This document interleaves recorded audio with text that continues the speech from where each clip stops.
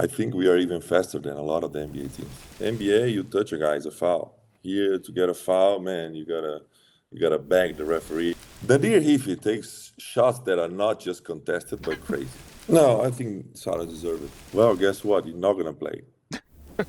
Hello, everyone, and welcome to the new episode of the EurohooPOD, Europe's official podcast on YouTube. As always, I'm your host, Antonis Stroggylakis, and we have a truly special guest today. If someone told you at the beginning of the season that Paris basketball won't be just competitive in their maiden EuroLeague campaign, but become the sensation of the competition, they were widely regarded as the sensation of the competition, and that they would make the playoffs, that there will be a force to be reckoned with at some moments, maybe you would have thought that the one who's telling you these things is crazy. If you haven't already guessed, our guest today is Coach Tiago Splitter of Paris basketball, the man in charge of this truly sensational run of Paris. Some would call it a miracle run. Was it miracle for you, Coach, the run of Paris in the EuroLeague? Would you use that word? Oh, I don't know if it's a miracle, but I think honestly, let's be honest here. I think, like I said, we will compete in every game, but you gotta make shots, you gotta get stops, and that's something that is in the air, and you don't know exactly what's gonna happen. But I guess that is a very successful season for us. I think that's the word, successful. Maybe.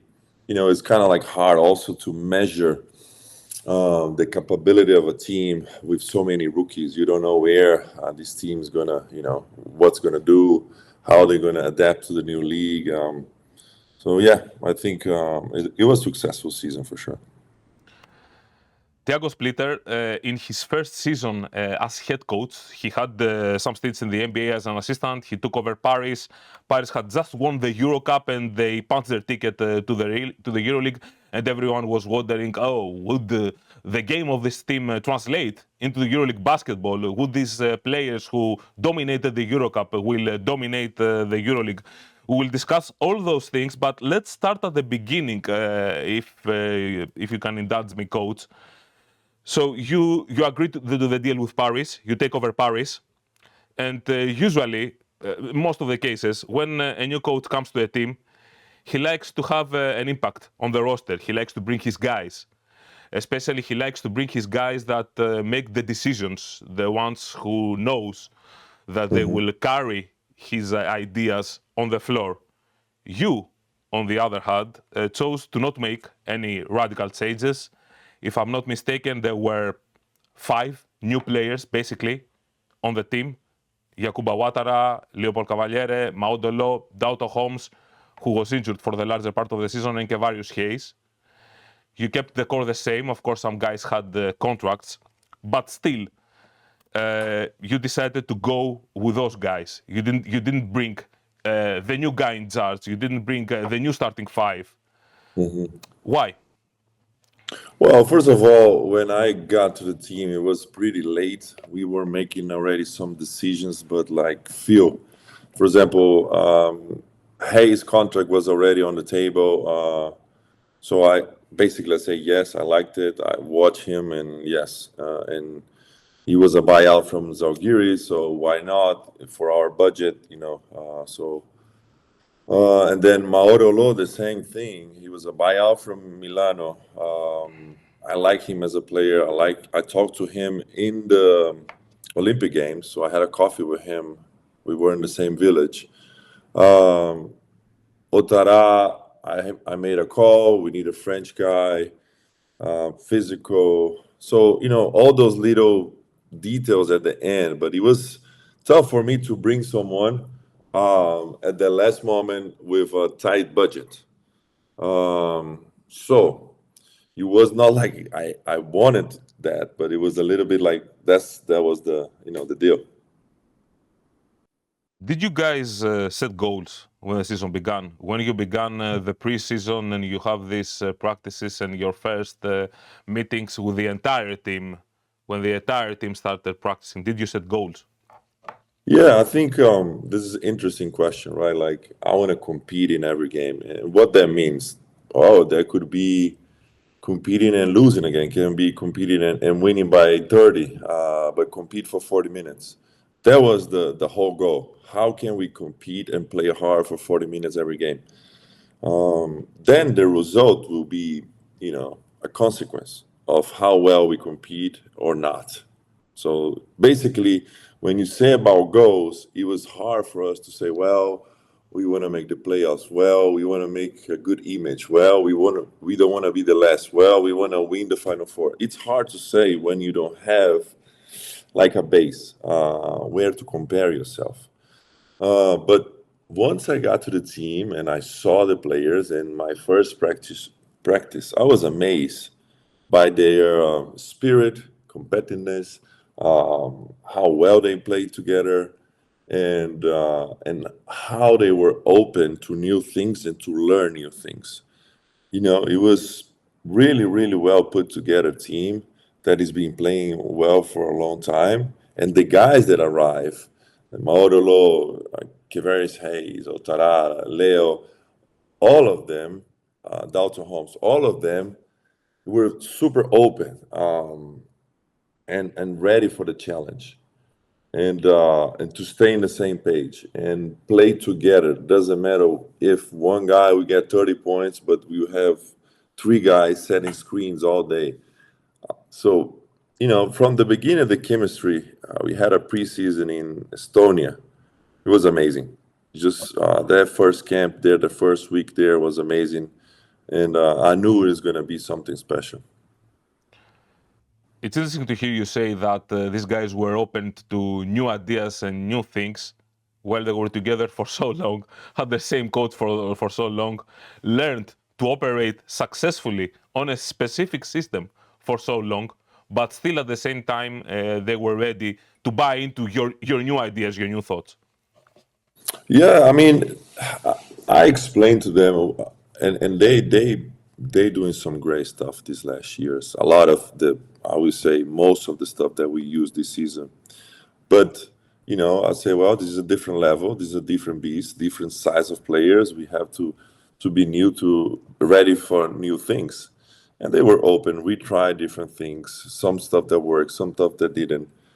And it's fine. This is what a coach got to do, right? You try things, and you throw things at the wall, and whatever sticks, you keep it. So basically, like that. So the potential was there. I assume that preseason, the tournament you mentioned, was the moment that you realized that this team has what it takes to take it to the next level, not be just about competing. Yeah, I mean, I told the guys, and nobody know you guys. Nobody is gonna take some time for them to adjust to our game, and we got to take advantage. We know that a team that is just being put together take 10, 15 games to kind of like look good, and we had to take advantage of the group that we have, the chemistry that we had, and that's basically what we did. So you're an assistant at the NBA for a couple of years before you took the job in Paris. What were the lessons? Of course, different leagues, different styles of basketball. Some will say that, okay, it's basketball everywhere. But we know that this season there are some specific differences, the EuroLeague game, the NBA game. What are the lessons that you took from being an assistant in the NBA that you managed to implement in the EuroLeague as head coach? Yeah, so I changed a little bit. Well, not a change. I brought the way we do the scouts from the NBA, how I give the scouts to the assistant coaches, gave them a voice in practice. I think that's very important, and it's something that people don't do as much in Europe, where one drill is being run by one assistant coach, another drill is being run by another assistant coach. Everybody has a voice. Everybody has a power in the team. And I think that was very helpful for the assistant, for the players. And I kept it interesting. I think that was something that I brought from the NBA. But other than that, it's true that it's basketball. It's true that it's played different. But the structure as a coach, I kept very similar to what they do in the NBA. A lot of the things that they were doing the last year were things that we do in the NBA. I mean, if you ask my D'Antoni, 3 seconds to the 3-point line and offense in You you 7 picked you seconds. picked a player who is shoot first, ask questions later. Coach, excuse me. Well, he coached with me in Brooklyn, Yeah. so I learned all these things in the NBA before I even got here. This is not, the NBA has a lot of that, playing fast, playing in flow. Um, I didn't have to adapt much. It was basically what we were doing in the NBA. And then, of course, you see that every day, you see what they like to do. You see the players they like to do.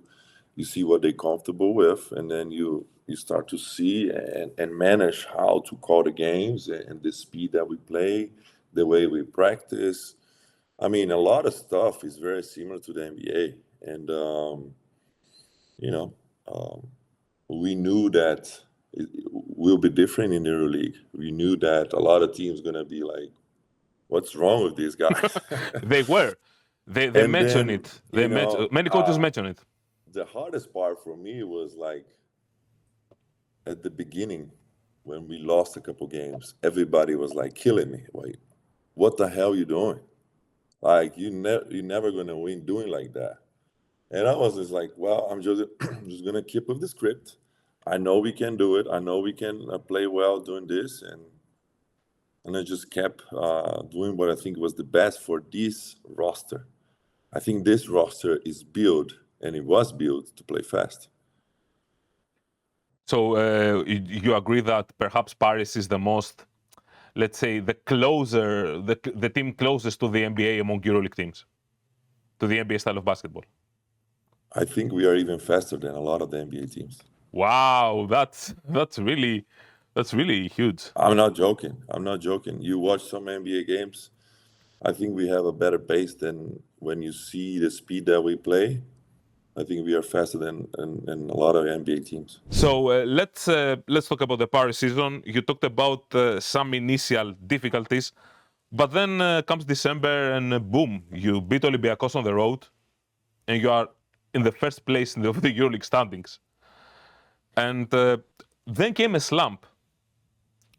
For a team that relies so much on confidence, confidence is really important for every team, but I think it's specifically important for this team. The players shoot the ball a lot. They got to have confidence in their decisions.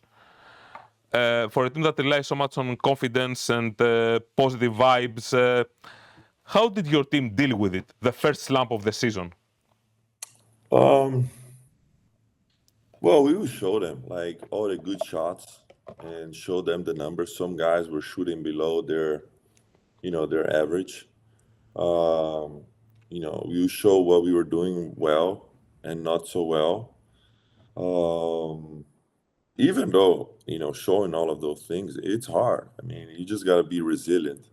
And, I think we have a great leader like TJ Shorts, and the other guys in the locker room like Seba Herrera, and they just kept it together. It's like, yes, I mean, let's keep going. This is where we want to be. Try not to go down right now mentally. Just keep doing what we're doing. I kept telling them, hey, let it fly. Shoot the ball. You open, shoot it. Doesn't matter. I don't care if you miss. If it's a good shot, keep shooting it. So that's basically it. And then, you win one game, you feel good again, and then you just go again to do your business. You said it's a good shot. You're going to keep shooting. So I'm going to ask this question right now.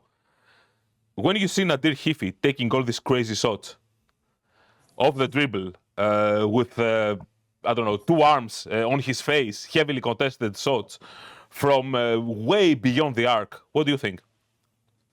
Well, Nadir, I'm going to tell you this. Nadir, when Coach Pop coached the Spurs, he had two guys that could take tough shots, contested shots. And those were Danny Green and Patty Mills, okay? Nadir Hifi takes shots that are not just contested, but crazy. Crazy. But I'm glad you are acknowledging this. I tell you, that guy practiced those shots, and he made those in practice. He worked on those shots exactly like he takes on the game, and he makes those. Of course, I tell Nadir, I love you. I want you to take, as many threes as you want, but not at the first shot, right? Like end of possession. You cannot find a teammate. Then go and take the step back three with, the James Harden three, whatever you need to take. But he really is one of those guys that he makes tough shots, and he does it every day in practice. You guys would not believe it. He practiced that. Yeah, and what I like about Nadir Hifi is that he uses confidence. He's so confident. He's so sure that he's going to make the shot, no matter how hard it is, no matter how you say crazy it is. It's like I said before. He's the guy who shoots first, asks questions later. True. True. And the ability to have that confidence, and it's hard for a coach to cut that off. I mean, you if don't want to cut that off. He's not the same player. I better not even play him. Like, he's the type of player I gotta give him 100% confidence. Just go there, do what you do. I don't care. I live with the consequences.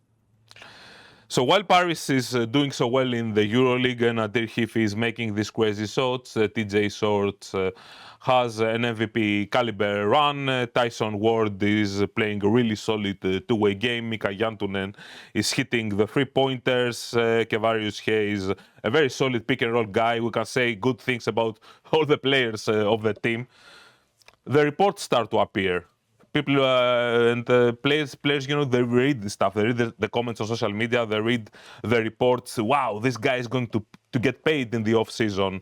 Powerhouse are going to get this one. This guy deserves to go to a team that competes for the championship. Players, I know for a fact that they read this stuff. And sometimes also they feel themselves that, hey, I want to be in a championship aspiring team. Something more. I want something more. How hard, maybe it wasn't hard for you, is to keep the players grounded, collected, and focused, while reports and rumors are sending them to other teams that are talking about big contracts, etc.? Yeah, I mean, this is a big topic right now. I think, it's not easy. I think I think it should be different, to be honest. I think it should be more like the NBA type of like free agency. Is what it is. I'm not gonna get in detail now, but it's not easy.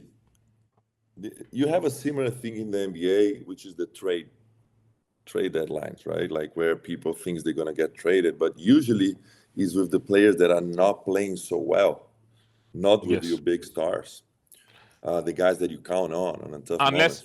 Unless you are named Luka Doncic. Well, yes, yes. So, usually the stars are not worried about those things. And now I have this happening to us, but I try to, talk to them and listen, let's do our business, let's do professional, and let's go from here. I don't want to even hear any noise outside. Half of the stuff in social media is not true. So just let's keep balling. Let's do what we do. And I'm lucky. I'm lucky, Antonis, to be in a team with such a warriors that we have. And I'm not worried about these things right now, to be honest. Still, I have to ask about this. How did you feel when reading a report that from a reliable reporter that one of your players is going to sign with the team that you are facing in the playoffs? Yeah, again, that's something that shouldn't be allowed. Again, you just shouldn't you know be what allowed. I'm talking about, of course. The Mika Jantunen to Fener report. Yeah, I mean, it was weird. It was crazy. The timing, it was insane. I think is not professional by the league. I think it should be a rule. This is my recommendation for the EuroLeague. I know I'm a nobody, but if they want my recommendation, this shouldn't be allowed. You're definitely not a nobody. I mean, seriously. And that brings me to the next question.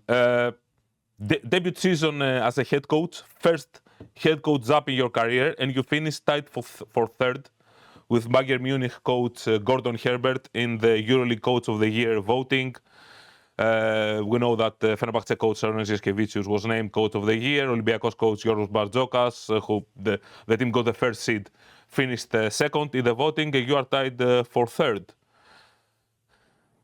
How did you feel about this?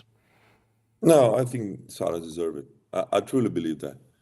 When you study teams and, 1 and 2, Bartzokas or Saras, I think they should be, you study teams, you prepare defense, offense, and you see what Saras does and how they execute the game plan and how he attacks and how he tried to hide all the weaknesses of the team or show the strengths. He's a great coach, and not only him, but Bartzokas. You see the coaches around the EuroLeague. It's amazing. I learned so much this year, just to be in this position and taking, decisions. It's been a great year for me on the learning part, and I'm glad I'm here to compete against these legends. That brings me to the next question. Basically, you said that you learned this season, but I don't know if you saw the video. I can only presume that you saw it. Sarah's compliments after Game 3. Much respect for Paris, much respect for Tiago. This season they had something. They opened eyes of a lot of people. People start playing. They start copying Paris. How do you feel seeing this kind of comments? Well, I'm biased to say I'm good friends of Saras, and of course the way we play is different, and I think you can accomplish more with less talent when you play the way we are playing. Wow. So I think when you have a team like Olympiacos, let's say, for me, one of the best rosters, or Fenerbahce, it's you want to play what these players are used to play. You're not going to tell Vezenkov to shoot in 3 seconds,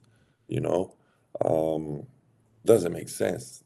But for the type of roster I have, with speedy, fast, not very bigs, that's the best way to do it. I mean, honestly, I don't think there's other way. That also, you were a center, you were a good passing big man, but you're giving me a lot of assists right now. So I want to ask you this this. You played in the EuroLeague in the zeros, of course, and the game was different. How much do you think that the impact of a head coach on the EuroLeague team has changed? People, It changed a little bit. Yeah, people used to say, for example, people usually like to say, I don't think they say it so much anymore, but a couple of years ago they were saying that the NBA is a players' league, but the EuroLeague is a coaches' league, regarding the impact that the coach has on the game. Right. I think the NBA it's a players' league. I think the EuroLeague is a coaches' league. It's still a coaches' league. Yes. But I think the difference, it's, shrinked a little bit. I think the players have more and more power. I think a team to be successful, to be a winning team, you need a coach that understands the players, and you need players that understand and respect the coach. So that's very important for me. When you put a team together and you have a bad apple, it is hard. When you have 2 bad apples, it's poison. It's poison. So you need good guys. This is simple as that. Of course, you need a respectful coach. You need a guy that knows what he's doing, a guy that knows how to impose, his philosophy, whatever. But the how you put a team together, the intel you get from players, it's very important. The recognition for the work you were doing in Paris had started a bit earlier. I think there was this general manager survey where you finished first in the survey when it comes to who is the coach of the year. I ask you, how do you help your players remain collected? But how do you, as you are a young coach, you are ambitious, you want to leave your mark, of course, it's only natural. How do you keep yourself collected amid these raving comments? I'm just this type of people. I mean, I guess you just gotta stay humble and keep working. As you know, I learned as a player that yes, one day you can be Michael Jordan, and the next day you can be a guy, you know, you're the worst player in the world. So you just gotta try to, cliche like never too high, never too low, but same. You just gotta stay humble, do what you do, and keep working and enjoy the process. I think this is what I do. Did you ever feel disrespected when people were saying this is Tuomas Iisalo's team? Not disrespected. I think Tuomas did a tremendous job with this group of guys. Tremendous job. Very great coach. But I also think that all these comments, it's normal. I mean, it happens in every team that like good coach leave. It happens when Dusko left Baskonia and went to Barcelona. It happens when Emil Doka left Boston and went to whatever, he got kicked. When Mark Jackson left the Warriors, they say that was a Mark Jackson team. It was not Steve Kerr. So it's normal. There is a connectivity of the players. There's some chemistry of the players that a coach helped to build.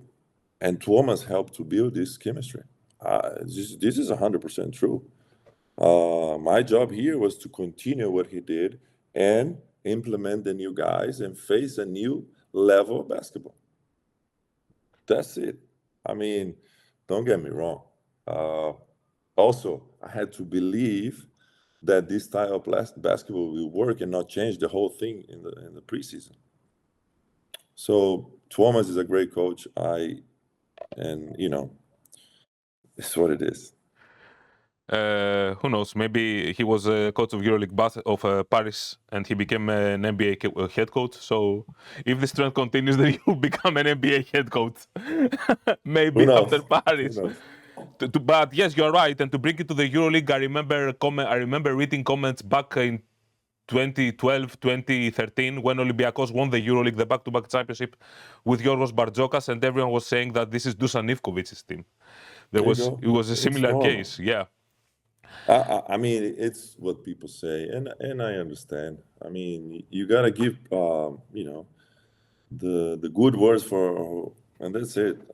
Tuomas is a great coach. I'm not denying that, not at all. I just try to do my best and bring this team here at the best I could. And we talked about TJ Shorts. Okay, you're not going to say that you deserve the coach of the year, but you think that TJ Shorts deserved the MVP? Well, tricky question. Tricky question because listen. Okay, I'm asking you to say, "Oh no, my guy didn't deserve the MVP." You can't say that. I love TJ. I think he had an incredible season and worth of MVP. Yes. But I also understand that Nunn is a great player. Vezenkov is a great player. I think those are the three that deserve it, and it will be not wrong if one of those three got it. Yeah, I think that if you guys manage to finish in the top 6 and secure that playoff spot immediately, then maybe Shorts would have some bigger arguments to make for his case, because in the end, standings matter. This kind of things matter, where the team finishes. Yeah, for sure. So and it's about sometimes one game or 2 wins, Yes, that's the difference. How optimistic are you of keeping the team together? Because there's the certain difficulty of it. You have to face the maybe inevitability that we have some important players who had a great EuroLeague season. Other big clubs took notice, so they may receive big offers. They may consider leaving. How do you deal with this? How optimistic are you about keeping the core together? Well, I know our budget is going to increase next season, so that's good. 100%. Also, it's something that happens. I mean, there's nothing we can do about it. I'm just believe that we have a great GM, a great president, and I will try to get the best of signing good players also for next year. Maybe guys that are not playing as many minutes in these EuroLeague teams, in these Euro Cup teams, and try to surprise people again. I think it's part of it. It's part of the process. You talked about the president. David Kahn said in an interview with Basket News, and I have to read this to be specific. If our players want to stay in Paris, we'll figure out a way they are paid an appropriate amount. I think they want to stay and we need to keep them. We know we have to increase the budget. Have you had and any that's talks with them? 100% true. Yeah. That's 100% true. We got more money. We're gonna invest more money next year, and and we will see who wants to stay, who wants to leave, and we go from there. If you don't want to stay, that's okay. Good luck. We will try to find a player and put a good team together and compete again and do all over again. So how optimistic are you? I'm great. I mean, It's hard to say. It's hard, too yeah, early. yeah. But once I see the team, then I will tell you if I'll be more or less optimistic. Throughout the season, you mentioned the word proud several moments after games, after wins, even after losses, and you had good reasons for using that word many times. What is the thing that you were the most proud of with this team? I think the word is resilience. It's a tough group. You got to give them credit. High character guys. Always thinking that the team is bigger than themselves. And I'm not talking about even like the TJs or the guys, Hifi, the guys are in the spotlights, but the guys that, Leon Kratzer, nobody knew about him, but he worked so hard to get everybody open. Leo Cavaliere, like a small 5 mobile, fighting with guys. Very scrappy player, yeah. And then all of these little details adds a lot. And then, you find wins just by playing hard and executing. Then you got to make shots or you're going to miss shots. But, you got to first do the blue-collar job. I want to get back to something that you said before, and it really piqued my interest. You said that talent is not everything. Do you think that a good team with the least talented roster can perhaps beat a very talented team? And okay, you saw that sometimes during the season. You got a couple of wins against much more talented rosters. You beat Olympiacos on the road. You swept Panathinaikos the regular season. This was unbelievable. It's curious to hear you say that when it seems like talent is becoming more and more dominant in the EuroLeague. Individual talent. It is when you change your team every season, for sure. When you keep guys, when you try to work them, when you try to make them play as a team, play hard, and the right mindset. It's amazing thing. Like keep them confidence. And, keep Hifi confident. You got to do it. Or players like Colin Malcolm, those guys need confidence. Just, hey, Colin, let it fly. Tyson, let it fly. Yeah. I remember one game very specific in Alba, in Berlin. We were down 20. They were doing a boxing one, and I don't remember exactly, but I think we were the first half 2 for 20 or something like this. Very bad shooting, like for 3. I told them, hey, guys, they're leaving us open. All we got to do is just let it fly. Shoot it again. Shoot it. Let's shoot 53s, and let's see how many go in. Because that's what the game is giving to you. You got to take it. And if they are not confident, if I'm just screaming at bank a shot, no, it's not going to help. I'm just got to try to act as normal as I can. And listen, just keep shooting. If we win, we win. If we lose, we lose. But that's what the game is giving to you. And everybody was, after the game, that's crazy how many threes you shot. You should have tried to, you're not making shots. You got to drive to the basket. Well, there's 3 guys under the rim. Where you want me to drive? We got to shoot the threes. This is what they're giving to us. So this is simple. This is basketball. And if the game is giving you open threes, you got to take it. If you don't make it, that's fine. Go home. Next one. You're not exactly the coach who likes to shout anyway. I mean, I remember Vasilis Panoulis from the get-go when he began his career as head coach. He was really loud. When he didn't like someone, he shouted a lot. Sarunas Jasikevicius, and I'm specifically mentioning former players for a reason. Sarunas Jasikevicius from the get-go, when he didn't like something, he was shouting. He was using colorful language, perhaps. You don't like to shout a lot, right? I do in a different way. I think I try to explain what I want. I just don't. I mean, I respect all the opinions. I think just shouting, there's moments that you need to do that. You got to shake them a little bit. I like to do there, as a group. But I think you got to give the players the whys and what to do. Why are we doing something? What you have to do next? And usually those are more in defense than offense, to be honest. Yes. To wrap this up, about Paris season specifically, you guys get to the plane and you have to face Real Madrid in Spain for the opportunity to directly to punch the ticket to the playoffs to avoid another playing game. Everyone, I won't say everyone counted you out, but okay, let's be honest, you were the heavy underdog in this game. What was the preparation like for this match specifically? Was it any different to the other games? Well, I think that's the biggest game of the season for us, for sure. Because of the pressure of the game, of the moment, you know that we still have one chance, but winning, they're probably the best win of the season. How we did it differently. I think we did more detail on the scout, on the defense. It was more, I think we play a little slower that game. It was, I'm not going to give the whole scout here, but they have a player like Tavares that, for me, is the cornerstone of Real Madrid. So on both ends, because people think that he's just about defense.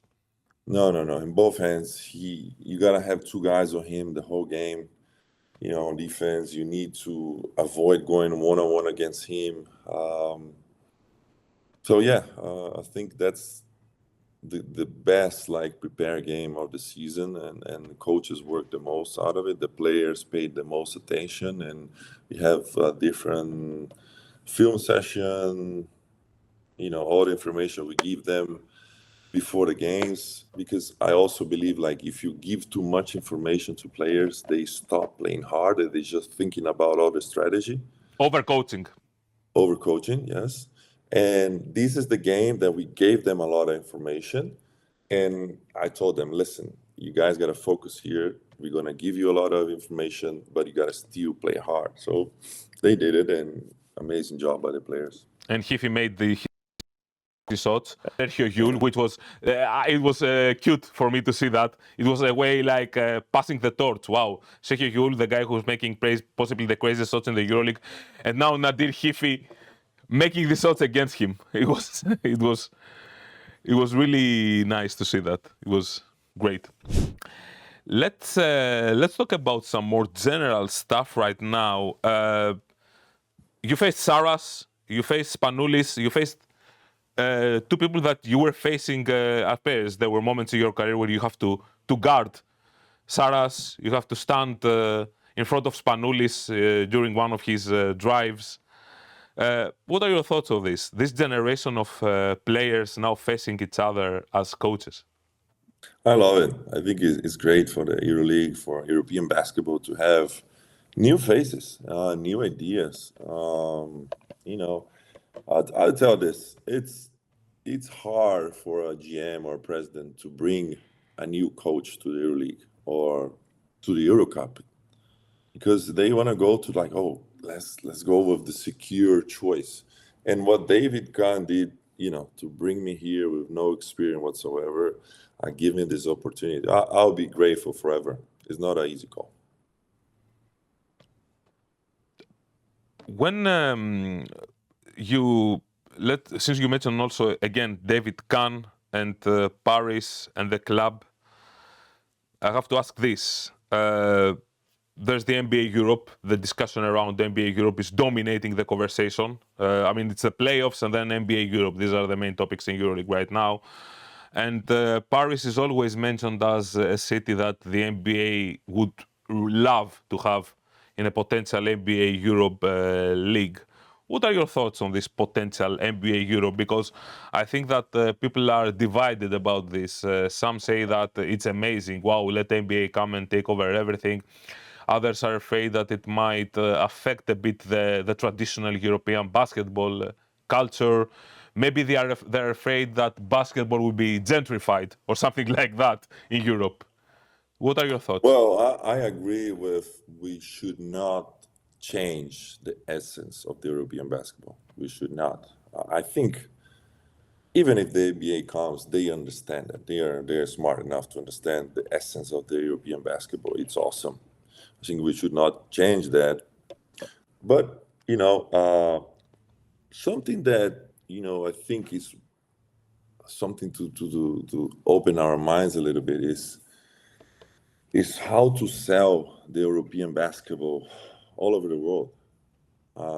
The strategic part, the toughness, how hard it is, like the physicality of the game. People has no clue how much more physical the European basketball is. Consider to the NBA. NBA, you touch a guy, it's a foul. Here, to get a foul, man, you gotta beg the referee to call you a foul. I'm sure that some specific EuroLeague players would really agree with this. That it's tough to get called with the fouls here. You played in the NBA, of course, for many years. You won the championship there with the San Antonio Spurs. So the big news right now in the NBA, apart from the playoffs, is Gregg Popovich retiring from coaching amid the health issues he had. He has now become president at the president of the team of the San Antonio Spurs. El Jefe. El Jefe, as he said. Yeah, the boss. The new boss in charge. It was amazing to see the images of him with Manu Ginobili and Timothy Duncan when he visited the team. Now everyone likes to mention, to remember, and to recall their favorite moments from Coach Pop. Their best Pop moment. What is Tiago Splitter's best Pop moment? Man,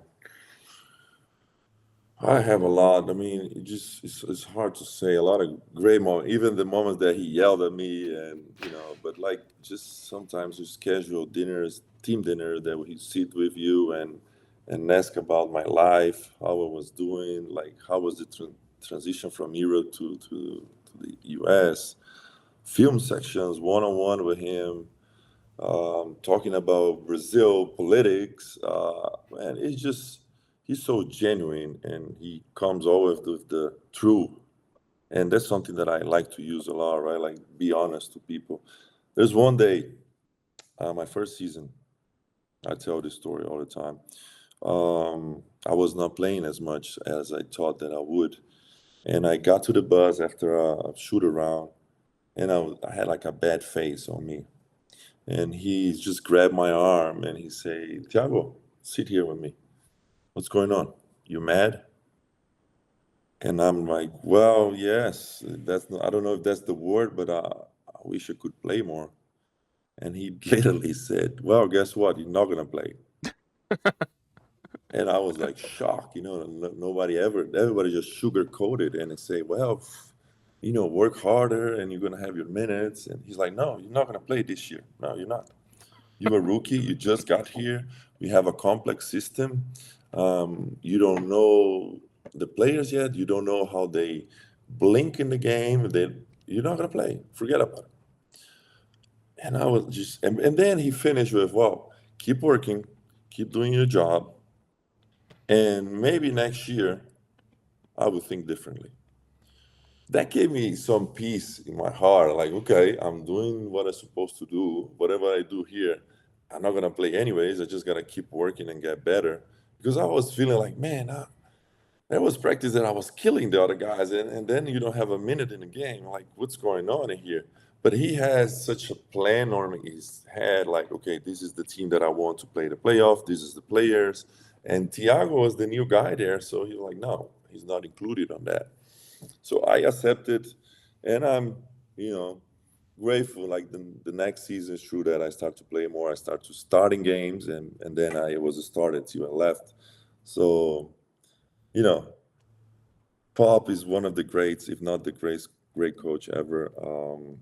And feel bad for what happened to him, but also, I think it's the organization, the San Antonio organization is great, and they're going to take care of him. And now with a new project in hands there. Yes, indeed. And it's funny that you mentioned it. It's crazy, right? Having this playing in the EuroLeague for so many years, winning things, being MVP in the best finals MVP, winning championships, being an all-EuroLeague center, suddenly you go to a league and you are nobody. You're like one of the rest. And that when at an advanced stage, for example, I mean, Pablo Prigioni faced the same thing and he was much older than you when he became an NBA rookie. It's crazy, right? How do you handle this? I mean, the better you can. I mean, it's just you start to accept. You gotta see the solutions and be strong mentally. I mean, as an athlete, we go through so many different things in our life, and it's just one more that we gotta go through. There's way worse things than that. Being in the NBA and not playing. I mean, you kidding me? For some that is torture. For some people can't handle it. Some people, especially, they might make the transition and they might say, "Whoa, in Europe I was someone. I had the minutes. I was playing. I was a big player. I had the specific role, and now I'm sitting on the bench. I'm polishing the bench, and I'm trying to find the 1-2 minutes. And in these 1-2 minutes, I have to prove myself. Many people can't handle it. Yeah, but on the other hand, I was in the best organization in the world. Very true. Always in the top of the standings. Playing playoffs.